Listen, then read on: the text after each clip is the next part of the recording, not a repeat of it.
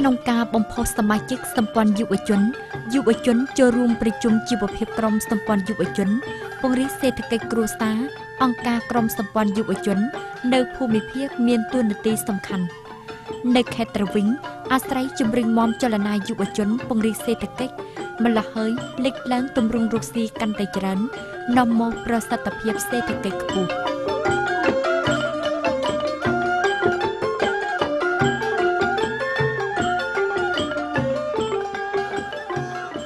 ខេត្តត្រវិញមានសមាជិកសម្ព័ន្ធយុវជនជាង40,000រូបចូលរួមចលនាក្រុមសម្ព័ន្ធប៉ុន្មានឆ្នាំកន្លងចលនាឈានមុខស្ម័គ្រចិត្តពង្រីកសេដ្ឋកិច្ចសង្គមនិងការពារមាតុភូមិនិងរួមដំណើរជាមួយយុវជនកសាងខ្លួនកសាងអាជីពក្នុងខេត្តតែងតែបានអង្គការសម្ព័ន្ធយុវជនជំរុញមមឆ្លងតាមតួនាទីកំណត់ទិសជំនួយយុវជនក្នុងការពង្រីកសេដ្ឋកិច្ចគ្រួសារតាមតួលេខស្ថិតិរបស់ក្រុមសម្ព័ន្ធយុវជនខេត្តត្រវិញគិតដល់ឆ្នាំ2014ក្រុមសម្ព័ន្ធយុវជនគ្រប់ជាន់ថ្នាក់នៅក្នុងខេត្តបានគប់ផ្សំជាមួយបណ្ដាធនាគារគោលនយោបាយសង្គមពិនិត្យពិច័យជំនួយសមាជិកសម្ព័ន្ធយុវជនជាង 10,000 រូបបុលទុនដោយបំណុលសល់សរុបជាង 108,000 លានដុល្លារក្នុងរយៈពេលកន្លងគប់ផ្សំជាមួយធនាគារគោលនយោបាយដោះស្រាយប្រាក់ឲ្យបណ្ដាប្រភពទុនមិត្តទាំងឡាយប្រើប្រាស់ទុននាំមកប្រសិទ្ធភាពលេចធ្លោគឺបណ្ដាសមាជិកសម្ព័ន្ធយុវជននៅកោកែត្រគូនិងទីក្រុងត្រវិញ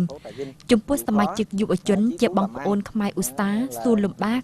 សង្វាតរកស៊ីបណ្ដាទម្រង់ដែលមិត្តទាំងឡាយកសាងឡើងនាំមកប្រសិទ្ធភាពជាក់ស្ដែងពិសេសក្នុងរយៈពេលកន្លងមានសមាជិកយុវជនច្រើនរូបបានជ្រើសពិនិត្យស្នើឲ្យមជ្ឈិមជួនរង្វាន់លឿងដិនគួរបងថាច់យ៉ាងនៅស្រុកត្រគូជាយុវជនសង្វាតរកស៊ីឆ្នាំ2011ខណៈដែលបុលទុនបាន5លានដុល្លារពីធនាគារគោលនយោបាយសង្គមអាស្រ័យក្រុមសម្ព័ន្ធយុវជនឃុំហាំយ៉ាងឧទ្ទេសនាមគាត់សមណរីក្រៀនណាស់ទទួលបានប្រាក់ទុនបងយ៉ាងទុកសម្រាប់ទិញគោមេមួយក្បាលមកចិញ្ចឹមក្រោយពេលថែទាំជាង2ឆ្នាំ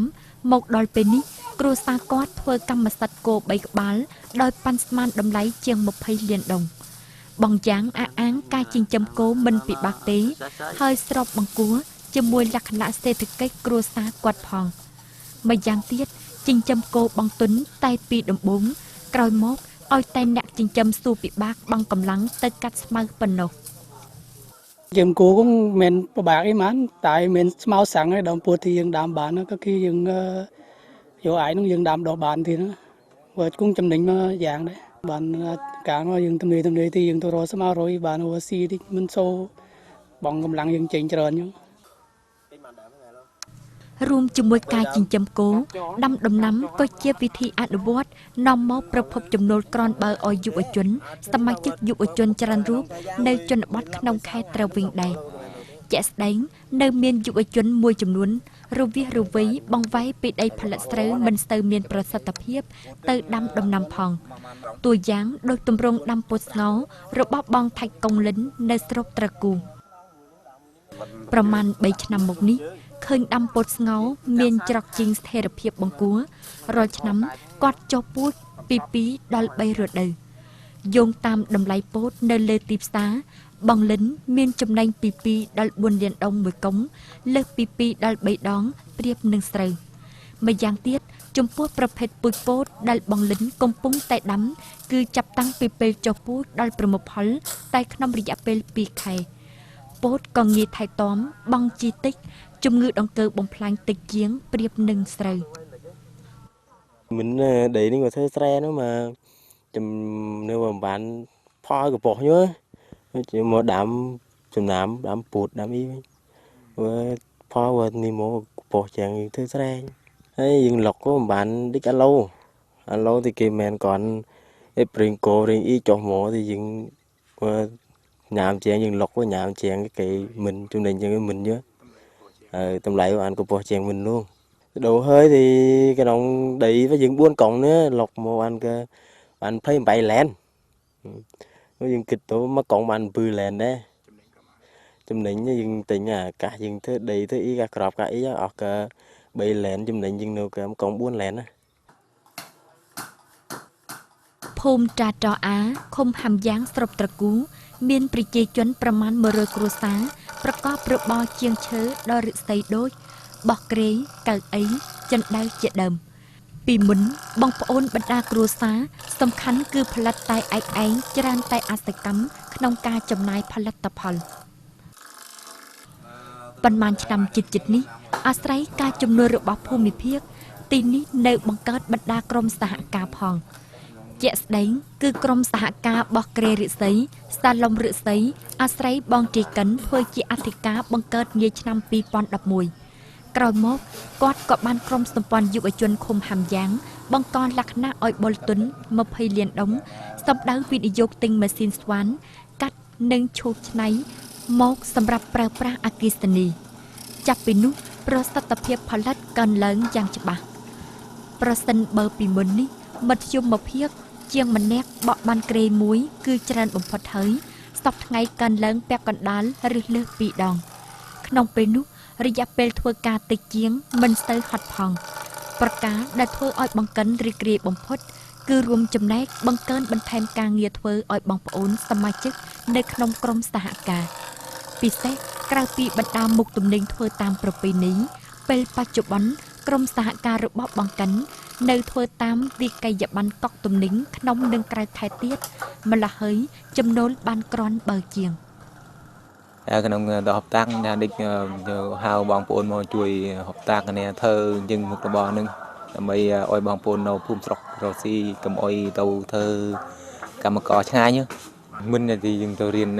តែនិនហើយមកយើងធ្វើមុខរបរជើងតាំងសាឡុងអាស័យហើយជើងតាំងពីងប៉ុងវិញអញ្ចឹងហើយយើងទៅយ៉ាវកាត់តិនអញ្ចឹងហើយកង្ធើហើយត្រអងវុនតែអញ្ចឹងដល់ព្រេងខយអញ្ចឹងចាប់អារម្មណ៍ផាត់là gì mẫu mã phaគេដាក់យើងធ្វើយើងចាប់អារម្មណ៍ថាទៅធ្វើmẫuជើងតាំងនឹងឲ្យសម្រាប់ឲ្យគេដាក់ខាងអញ្ចឹងបងជៅគួកយិនមានរបរបោះក្រេជាង10ឆ្នាំមកហើយប៉ុន្តែពីមុននេះនៅផ្ទះគាត់ធ្វើតែតាមរដូវកាលជួលពេលទំនេរចំណូលមិនស្ថិរភាព3ឆ្នាំមកនេះពេលចូលរួមក្រុមសហការគាត់មានការធ្វើប្រចាំជាងគិតមធ្យមភាពមួយខែគាត់មានចំនួនប្រមាណពី3ដល់4លានដុំតានេះខត់ជាងមកនេះធ្វើមិនម៉ាយអូខ្វែលឿនធ្វើសង្កមមិនច្រើននោះតាកែស្រូវបានធ្វើណាហើយដល់មកចេញនេះlàធ្វើរហូតចំណូលរបស់ខាងបើជាងអីតានេះស៊ីសង្កមយើងចង់ធ្វើជឿចង់ជប់អត់យើងមានការងារអីលយឆ្លុកអីជប់យងស្នុកហើយធ្វើនឹងបងប្អូនមិនហត់នេះធ្វើក្នុងទីthìសុំច្បាប់សុំអីដល់នេះចង់ធ្វើចង់ជប់នោះដល់នេះដល់គេដាក់ហាងច្រើនបានធ្វើនេះមានខ្លះតាំងការយប់ដែរបងយីបងុកលិននៅឃុំគីមសើងក៏សាងគ្រួសារឆ្នាំ2010មិនដូចសមាជិកសម្ព័ន្ធយុវជនឯទៀតនៅភូមិភាគទេគាត់មិនទៅស៊ីឈ្នួលឆ្ងាយផ្ទះឡើយគាត់ក៏សាងអាជីពនៅភូមិភាគផ្ទាល់ក្នុងនោះរបរចិញ្ចឹមជ្រូកក៏នាំមកប្រភពចំណូលខ្ពស់បង្គួរឲ្យគ្រួសារជារៀងរាល់ឆ្នាំដែរឆ្នាំនេះបានថយបើបានlợiខ្លះហ្នឹងlọc xa mình nuôi chuột nó cuốn phải ẹn thì mình cũng là cái kiềng tóc pư lọc bàn chàng sao sắp lèn mình chụp hình bàn các chàng đọp lèn đây មុននេះ3ឆ្នាំក្រោយពេលរៀនរបស់រួចបងលិនថែមទាំងបើកទៀមជួសជុលម៉ូតូផងដើម្បីមានប្រភពចំណូលបន្ថែមឲ្យគ្រួសារអាស្រ័យថ្វីដៃរបស់បានថ្នឹកក្រនបើម្ល៉េះហើយគាត់បានអតិថិជនជឿជាក់មកជួសជុលគាត់ឲ្យដឹងចំណូលរាល់ថ្ងៃក៏គ្រប់ចំណាយក្នុងគ្រួសារដែរ ngày nào đấy tha anh tích anh từ mấy xe ngày anhច្រើន100 trăm rồi chứ á nuôi nà có chung đấy thìសំខាន់ជាងខំធ្វើខំរអញvô mèn kia đấy chuyện mình thơ biết mèn រយៈពេលកន្លងនោះសម្ព័ន្ធយុវជនសហការនឹងធនាគារស្រុកឲ្យយុវជនក្នុងស្រុកបើជាង 38,000 លានចិនឲ្យយុវជនរកស៊ី ធ្វើការងារដូចចាំជ្រូកមនទាគោនិងចំការដាំដំណាំជាង 50% យុវជនរកស៊ីមានសិទ្ធិភាពដើម្បីកសាងគ្រួសារកសាងស្រុកភូមិឲ្យកាន់តែមួយថ្ងៃមានរីកចម្រើនឡើង រួមជាមួយបណ្ដាទម្រង់បានជំនួយទុនក្រមសម្ព័ន្ធយុវជនខេត្តត្រវីងនៅជំរុញនាំការពង្រីកបណ្ដាទម្រង់យុវជនមានលក្ខណៈពង្រីកសេដ្ឋកិច្ចជាគំរូដោយវិធីអនុវត្តរបស់គ្រួសារបងស្ទើងខេមរានៅសង្កាត់ 9 ទីក្រុងត្រវីង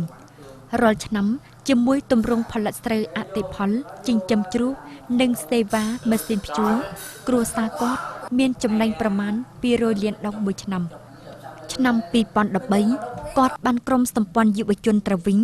ជ្រើសជាកសិករវ័យក្មេងឆ្នើមទទួលបានរង្វាន់លឿងដិនគួរអាស្រ័យមជ្ឈិមសម្ព័ន្ធយុវជនប្រគល់ជូន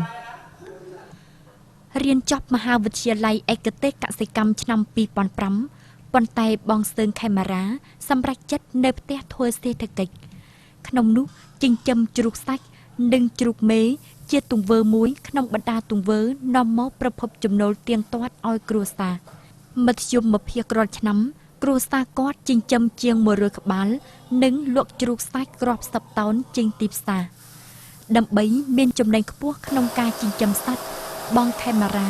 តែងតែរកវិធីបន្ថយសហុយចុះកម្រិតទាបបំផុតតួយ៉ាងក្រៅពីការគ្រួសារទុកកូនជ្រូកពូជចាក់ថ្នាំឲ្យជ្រូកដោយខ្លួនឯងបងខេមរានៅម្ចាស់ការវិនិយោគម៉ាស៊ីនកិនស្រូវផងអាស្រ័យដូចនេះគាត់បន្ថយបានសហុយចំណីឧស្សាហកម្មច្រើនបង្គួរជំនួសមកចំណីកិនពីស្រូវវិញតម្លៃទីផ្សារឡើយយើងថា 1.2 លានចាយើងមានគួនតែយើងឃើញបាន 1.2 លានទៅចាក្នុងនោះតម្លៃទីផ្សារឡើយ100 គីឡូឡើយ 5 លានយើងថាយើងទិញកាសទឹកអាំងហើយកាសថ្នាំពេទ្យ2 លាន 300 100 គីឡូយើងចំណេញបាន 1 លានហើយមួយគូនចាចំជ្រូកសំខាន់ថារឿងយើងថាមានការយកដឹងពេលសត្វជ្រូកទៅដែរចានេះក៏ពេលកាលចំពេលនៅតូចឲ្យស៊ីរបៀបម៉េចយើងត្រូវជីកវ៉ាក់ស៊ីនឲ្យតង់ពេលវេលាគ្រប់ចំនួនថ្នាំចាហើយកាន់ពីផ្សេងទៀតlàយើងបាញ់កម្ចាត់មេរោគមួយទឹកម្ដងចាឲ្យបានចាក្លាកដើម្បីយើងការពារសុខភាពបើសាទៀតយើងនៅជំវិញទ្រុងឲ្យបានចាក្លាកហ្នឹងបានចំណេញចំបានផលចាក៏មានឧបសគ្គឲ្យកាត់ឡើងក្នុងពេលចំចាប៉ុន្មានឆ្នាំកន្លងរួមជាមួយបណ្ដាគណៈផ្នែកអង្គការមហាជននានាឆ្លងតាមការពង្រីកបណ្ដាទម្រង់ផលិតក្នុងសមាជិកសម្ព័ន្ធយុវជនក្រុមសម្ព័ន្ធយុវជនខេត្តត្រវីងមានការរួមចំណែកយ៉ាងសកម្មក្នុងការជំនួយសមាជិកសម្ព័ន្ធយុវជនពង្រីកសេដ្ឋកិច្ចក្នុងការជំនួយទុនបុលឆ្លងតាមធនាគារគោលនយោបាយសង្គមគឺមានសមាជិកសម្ព័ន្ធយុវជនប្រមាណ 60% ប្រើប្រាស់ទុននាំមកប្រសិទ្ធភាពបច្ចុប្បន្នទោះបីជាប្រាក់បុលនៅមិនបានច្រើនក្តីប៉ុន្តែឆ្លើយតបបានមួយចំណែកតម្រូវការពង្រីកសេដ្ឋកិច្ចបំផុតគឺសមាជិកសម្ព័ន្ធយុវជនជនបទសេដ្ឋកិច្ចនៅមានការលំបាកលំបិនប្រការនេះក៏បញ្ជាក់ឲ្យឃើញពេលមានការបដិញ្ញាចិត្តនិងមានលក្ខណៈគឺជីវភាពរបស់សម្ព័ន្ធយុវជនមួយថ្ងៃកាន់តែបានធូរធារជាង